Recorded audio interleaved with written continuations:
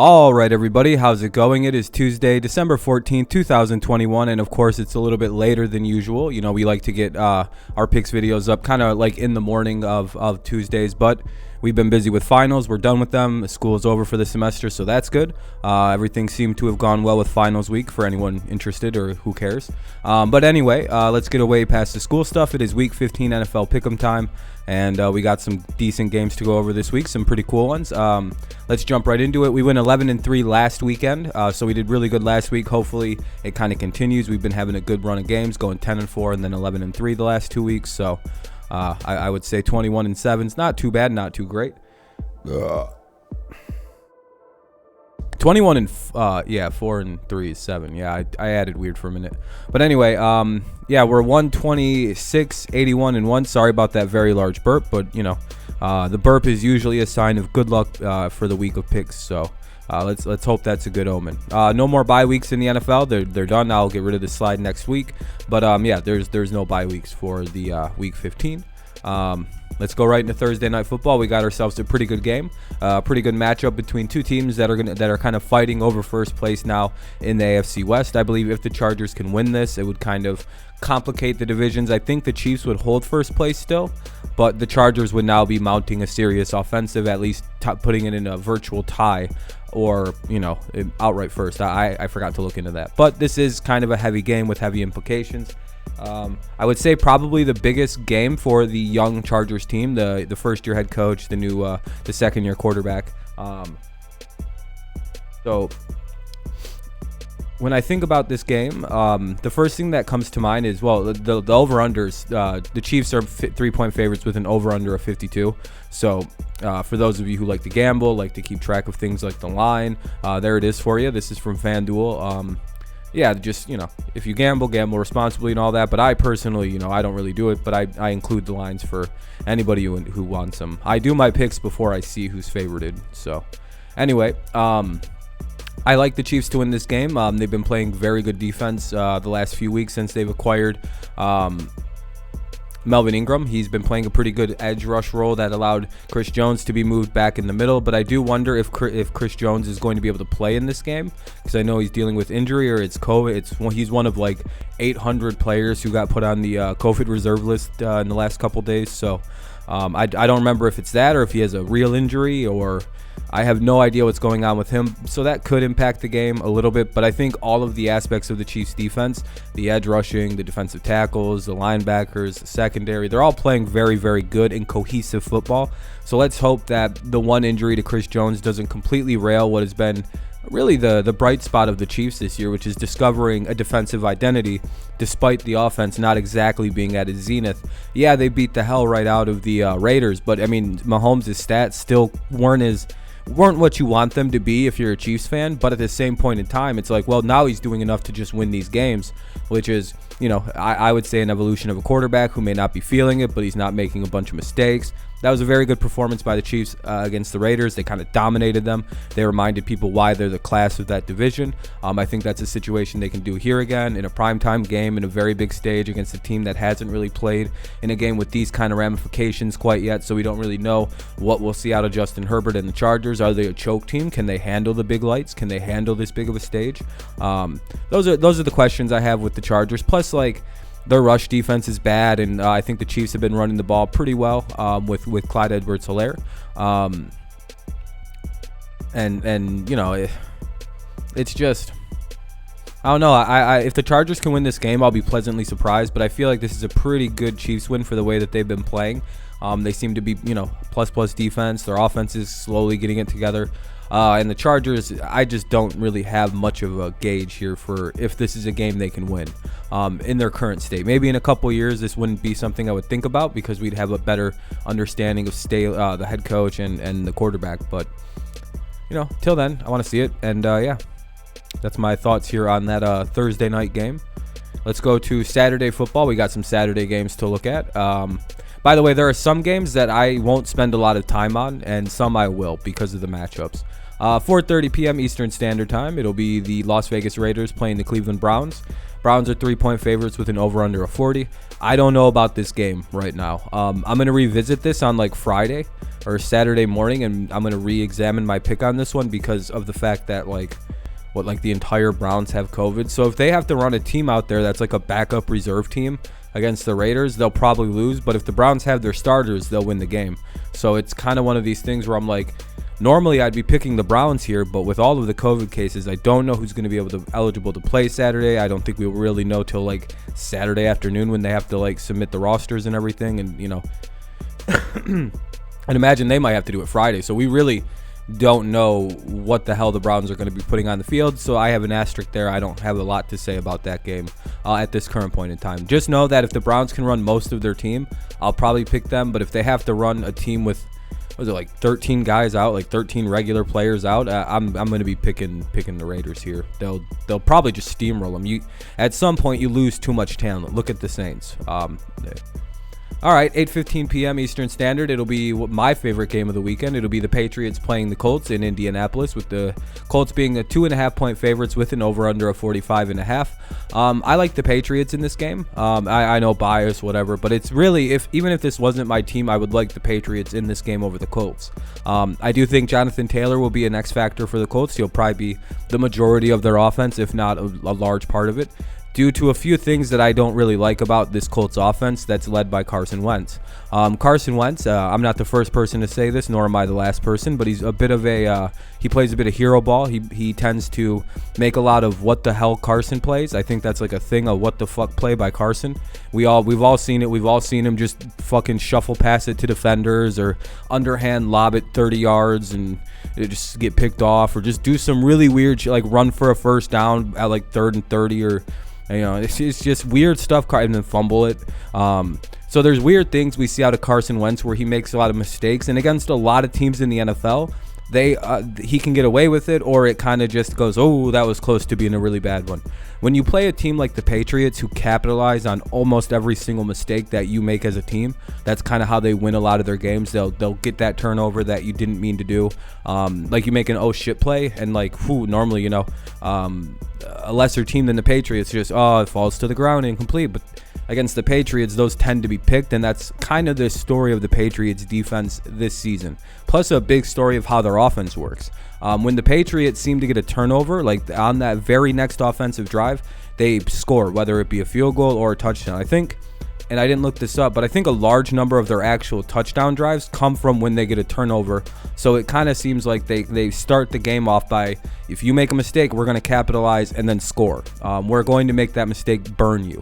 And when you and the Colts are a team that, God bless Carson Wentz, right? He tries hard. He wants to be a winner, and that's part of the reason he plays the way he does. And that's part of the reason he's so successful, is because he's absolutely fearless. And that's probably what will keep the Colts in this game. They're not a go quietly team. They are not a easy win for anybody, but due to the fact that Carson sometimes just makes 4 of them, maybe 5 of them a game, those could be 4 to 5 turnovers against a team like the Patriots, and that's kind of what I'm assuming is going to happen. I can imagine a couple bad picks, maybe a fumble by Carson, something like that will probably turn this game over to the Patriots, who will probably run the ball very effectively. And if the Colts take away the run, then the Patriots do have a rudimentary passing game, despite the 3 yards, that will work pretty well indoors. So that's the thing. They are playing indoors, so their kicking will be fine. The Patriots will feel comfortable throwing with Mac. So the weather won't be a factor. We got the super, very, very good defense of the Patriots. And even if Taylor does have a big game, say he goes for $180 and 3 touchdowns, if Carson Wentz is out here making bad mistakes, unable to throw against a very good secondary, well, because let's be honest, the Colts receivers, they're decent, they're getting better, but they're a weak part of the football team, much like the Patriots. And I could see the Patriots defensive backs kind of shutting down that nonsense all game long. So that's why I like the Patriots to win. I think they're going to capitalize on a number of Wentz mistakes. And even if it does break down and they can't stop the run, the Patriots can then kind of beat them with the run, which is a very hard thing to do. They gave up 270 yards rushing to the Titans a couple weeks ago and still won the game 36-13. So having an effective run game isn't enough to beat the Patriots. You also have to be able to throw it against their secondary, and I don't know if the Colts have the ability to do that with the receivers that they have.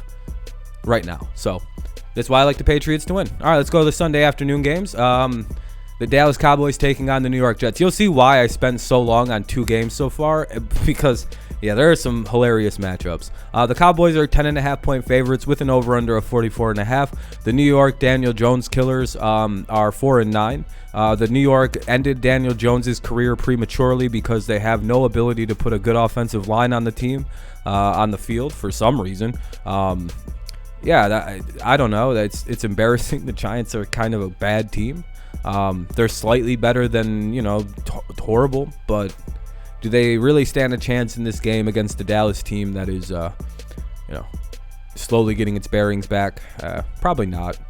Does Mike the Net Glennon stand a chance in this game? I don't think so. Does Jake Fromm, if he starts, have a chance? Better than Mike Glennon, but probably not. Plus, if you're the Giants, you probably want to lose this game for draft position anyway. Useless game for the Giants, in my opinion. Cowboys should walk away with it. Sorry to rip on the Giants. I just think it's hilarious they ended that dude's career. Oh, God, this game. Yeah, I have nothing to say about this one. Jaguars are favored by 3.5 because they're the home team. It's Texans, Jaguars, the 2 worst teams in the league. I think the Lions are significantly better than either one of those 2 teams. Jaguars aren't trying to actively win football games. They could get shut out. Whereas the Texans seem like they're trying to win, but they can't. But they're also like weirdly tanking. But the Jaguars, they're not even, they want Urban gone, so they're losing hard. I expect another very bad performance from the Jaguars in this game, so give me the Texans. All right, that's another good game. The Tennessee Titans take on the Pittsburgh Steelers. The Titans are 2-point favorites with an over-under of 41.5. Yeah, I got the Titans winning. I know the Steelers have looked better in the last couple games. Their offense is starting to kind of come together. Ben's looked a little bit better than he did, when he fell down trying to run the ball or whatever the hell that was. Do I think they have enough to beat the Titans? I don't think so. I think the Titans defense can kind of shut down the Steelers offense. I think the Titans getting a little bit healthier on certain parts of offense is quite helpful. I think them getting back on the winning side of things was exactly what they needed. Yeah, I like the Titans to win this game. Would I be surprised if the Steelers could pull an upset? Yeah, I would. I would actually be kind of shocked if the Steelers won this game. Will they keep it close? Yeah, I think the Steelers will keep it close, but I just don't know if they have the ability to keep up with the Titans. I just don't think so. Say if both defenses somehow broke down, that there's no way the Steelers can keep up. So feels weird to say that. Oh wow, another game of the week candidate. The New York Jets take on the Miami Dolphins. Dolphins are favored by 8.5 with an over/under of 42. Though it would be funny to see the Dolphins get beat by the Jets, I don't see the possibility in such a thing happening. So I'll go with the Dolphins 20-14. God, there were 2 really bad ones. Do you see how I was able to see another one? I don't. You know what I mean? Like if the Cowboys had lost last week, this game would be way more exciting. But I think if the Cowboys win, I think they clinch the division. So this game feels wait, maybe? I don't know. I'd have to look it up. But I know the Cowboys, it's either this week or next week, basically can clinch the division. So I don't know. It's the football team taking on the Eagles. The Eagles are 5-point favorites with an over/under of 44.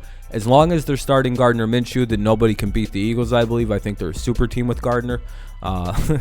Memes aside, I don't know what the Washington football team's defense is going to look like. I was a bit impressed with the way they came back against the Cowboys team, who basically shut down after they got up to their lead. But I don't see the Eagles ever letting the brakes off the gas to let Washington back in. They're not that kind of team that can just kind of coast and let their defense, and if it gets too close, their offense can just mega mind it out and just keep the score way too big. So the Eagles won't really slip into prevent and let Washington just kind of waltz back into it like Dallas almost did. So give me the Eagles 23-17. Yep. Oh, I guess I should say what that is in case people aren't watching, instead of me just going yup and then going to the next game. It's the Cardinals playing the Detroit Lions. I have the Lions winning 57-0. And the Lions are favorite. No, I'm just kidding. I have the Cardinals winning 35-14, maybe that much for the Lions. I don't like to put teams at 0 or less than 10. If you ever wonder why some teams always have like 13 or like 11 points or 12 points, it's because I can't full-heartedly put it. If I put you at 13, I actually think you're going to get shut out. Like, that's the base minimum points I think you're going to score. 14 is close enough to what I actually believe your team is going to do. If I see 10, I really don't see how you can score. 10 is the worst score I could give a team. Oh, that would be embarrassing. Because that means I believe that offense is so stupid it can't score. Like, there's no actual way it scores. But I do think the Lions can kind of come back. The Cardinals are a team that kind of coasts when they have a big lead late, and I think that'll happen. I think the score could get as high as like 35-23 or something like that, 35-21. Would I be shocked? Not at all. But yeah, Lions lose this game by quite a bit. The fun part is if the Cardinals cover.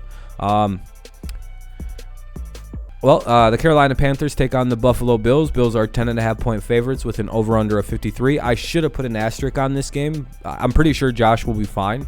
But, like, if something happens and he isn't able to play, do I think that Mitch Trubisky will still win this game? Yes, I do. So, no, that's why I didn't put an asterisk. Regardless of Josh Allen, I think the Bills are favored to win this game, and I think they'll win quite handily. If they replace Josh Allen with a slightly more accurate version of Josh Allen in Mitch Trubisky. More accurate, worse arm. That's kind of the trade-off with Mitch and Josh. They're basically the same quarterback otherwise. And I guess Josh makes slightly better decisions, but, it's 50-50 on that one. Yeah, I don't know. The Panthers' offense last week was terrible looking. I don't imagine it being much better. It'll probably look a little bit more competent than it did last week, but, like, boy, was that a terrible start for them without Joe Brady. Yeah, I see the Bills kind of winning this quite easily. I don't really see it being much of a challenge for them. So that's the 1 o'clock games. Let's head over to 4 o'clock. Probably one of the better games of the weekend that, if you're looking for a low-key, really good game, this is probably it. The Bengals playing the Broncos. Both teams are 7-6, fighting hard for playoff spots, trying to stay relevant in like the 6 or 7 seed spots. The Broncos are 1.5-point favorites with an over-under of 43.5. You see, the Bills also had a 7-6 record. There's a lot of teams right now with 7-6 records. It's quite cool to see how the playoff race is shaping up. So with this one, it feels weird to pick, but like the Broncos defense has been playing at a level the last few weeks that like is reminiscent of older Broncos teams that are really hard to beat because they have that unnaturally good defense. And it seems like all of the people are kind of getting healthy at about the same time. So that's big for Denver.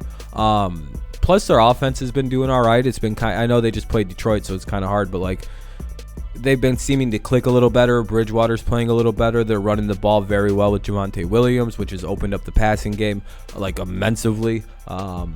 Yeah, and I think the Broncos are just playing really good football right now. It's kind of hard to pick against them at home, and that's kind of where we run into the Bengals, who have been playing kind of every other game football. It's kind of hard to tell what team's going to pop up. Is it the Bungles? Is it the Bengals? Is it, whoa, look out for the Bengals? Or is it, oh boy, here they come. They're coming down the field. Easy turnover. Like, there's 2 versions of Cincinnati, it appears, and that's kind of just like young team, kind of head coach. They're still kind of discovering identity, building the team up. They could use some more offensive line, a little defensive help. I'm wondering if they're playing a little bit tired right now because they seem like they're a little exhausted for whatever reason. And yeah, in this kind of big atmosphere, we've seen this team not play the best in these big games, the Bengals. So I'm kind of leaning more again towards the Broncos because of that. Who I don't think the Broncos give a shit what stage they're on. So that that's irrelevant for the Broncos. But for the Bengals, I mean, this could be a big moment for them against the playoff team. Major implications on the line here. It gives you a tiebreaker over a team with a very similar record as you that could wind up with the same record. So, yeah, I like the Broncos here. I just like their experience. I like the way that they've been playing the last few weeks. Whereas with the Bengals, it feels like the last few weeks we haven't gotten any kind of consistency out of them. It feels like you don't know what you're going to get. They could come out and be world beaters, but they could also come out and look like they did against the Steelers. Here's a game that looks deceptively close, but it's not really actually going to be that good.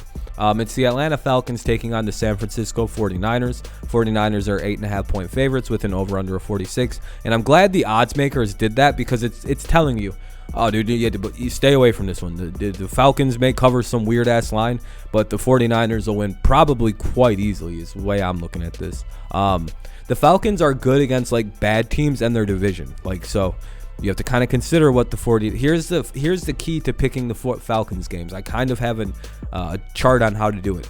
Are they playing a team with a winning record? Yes, they lose.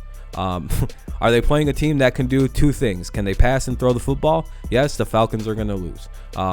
Because it's like if you do one thing and that's just run, the Falcons can kind of shut that down and like cripple your offense a little bit. But if you have any semblance of a decent passing game where you can get guys downfield, or at least you have like a good tight end or something like that, which the 49ers have kind of both of that, then they kind of collapse because their secondary's not the greatest.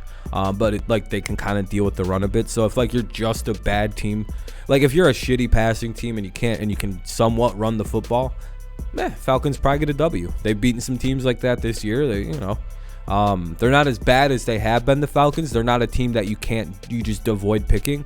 But when they play a team that has a good defense like the 49ers, decent defense, and can run the ball and pass the ball, just pick the other team. It's so easy. I got the 49ers. I didn't even, boy. Seattle Seahawks take on the Los Angeles Rams. The Rams are favored by 4 with an over-under of 45.5. Well, there's an old saying to Matthew Stafford. He sometimes can beat the good teams, but boy, when he plays a bad team, he turns into the greatest quarter. It's like when he's playing a good team and it's like late in the game and he's down by like 7 touchdowns and somehow he's about to tie the game with like a second left in it. That's the Matthew Stafford that comes out against like all bad teams with bad defenses all the time. Like he goes from like Phillip Rivers to like Peyton Manning times 1,000. It's the craziest thing that happens when he plays bad teams that don't make the playoffs, or when he's in the last like 10 minutes of getting his ass whooped in a blowout type game. It's very specific ways Stafford turns into a god, and these are the kind of games that he goes into god mode. Plus the Rams, when you look up the Rams versus Seahawks, they do very well against Seattle during the McVay. He just seems to have an idea of them. Unless I looked at that wrong and it was the Seahawks versus Rams, then I'm going to feel like a dipshit. But I like the Rams here. They're just a far... I don't know if Seattle has the defense to deal with them. So give me the Rams because Seattle doesn't have defense for them. This game has an asterisk, but I don't think it really needs one. The Packers take on the Ravens with the Packers being 4.5 point favorites with an over/under of 43.5. I don't know why I stuttered there. That was weird. The Packers, I have them winning 28-21.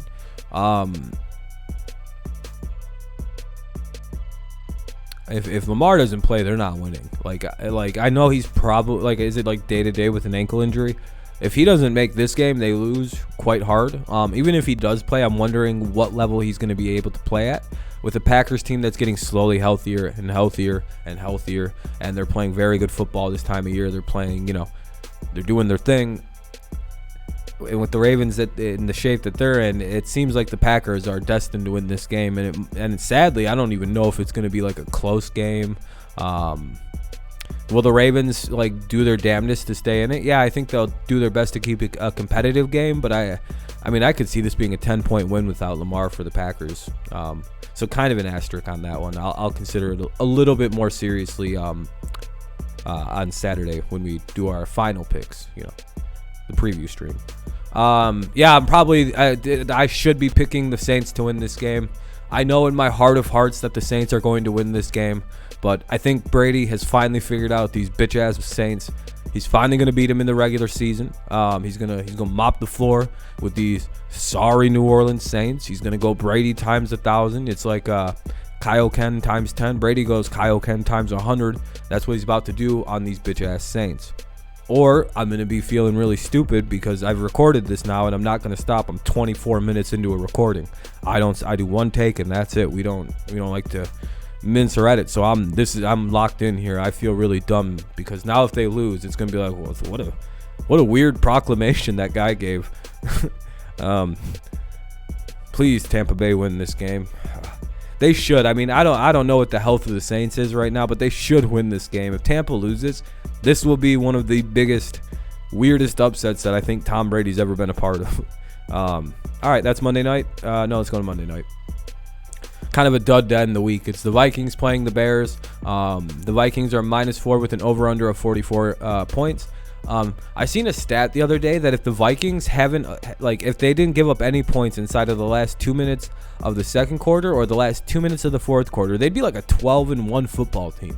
I find that to be startlingly wild, and they're scoring a lot of points. They've scored a lot more points than some really good teams this year. So there's this I don't know why their record is 6-7 thing going on with the Vikings. They're kind of unlucky this year. Zimmer's not the best head coach. It's not Kirk Cousins for once. He's playing great football the last time I seen his record. I think he has 5 interceptions, and 2 of them came in the last game against the Steelers. So before that, he had a 25-3 touchdown to pick ratio. This is seemingly like a trap game if you pick the Bears. It seems like it'd be closer than it is, but I don't really see it. Vikings are a lot better than whatever the hell their record indicates. And there's my picks. You've seen we've done pretty good since week 11, 10-5. We kind of had to regress to 9-6, then 10-4, 11-3. Hopefully this means we're about to go 16-0 this week. We're at 128 or 126, 81-1, which is good for finally back up over 60%, which is where I like to be. I like to pick right around 60% or better. So yeah, that's pretty much it for this week. As always, make sure you leave your picks down below. I'll be sure to get back to you as soon as I can. I should be a little quicker now that it's not during the semester and school is kind of wrapped up.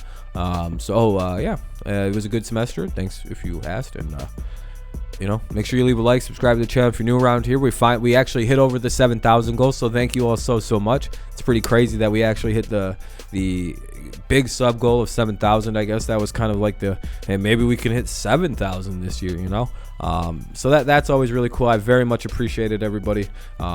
We're gonna try and figure out a new goal for next year, maybe 9,000 or 8,500 or something like that. Kind of keep it more realistic. But hey, we're marching towards 10,000 ever so slowly. Does the drum march, or does the drum beat on? I don't know. I should know how to say that. But anyway, thank you guys so much. I very much appreciate it. Just remember to keep leaving your comments down below. I'll get back to you as soon as I can. If I miss them before games start, I'll eventually get to them. What else? Yeah, that's probably it. All right. Let me know what you think down below as well. Anything can be left in a comment, and yada, yada, yada. All right. Peace out, guys. Have a good rest of your day, night, morning, whenever you happen to listen to this. And thank you so much again. And yeah. All right, week 15 picks down. Let's go. It's sad the season's ending soon. Shit. All right, thanks, guys. Have a good rest of your day. I'll see you later. Bye-bye.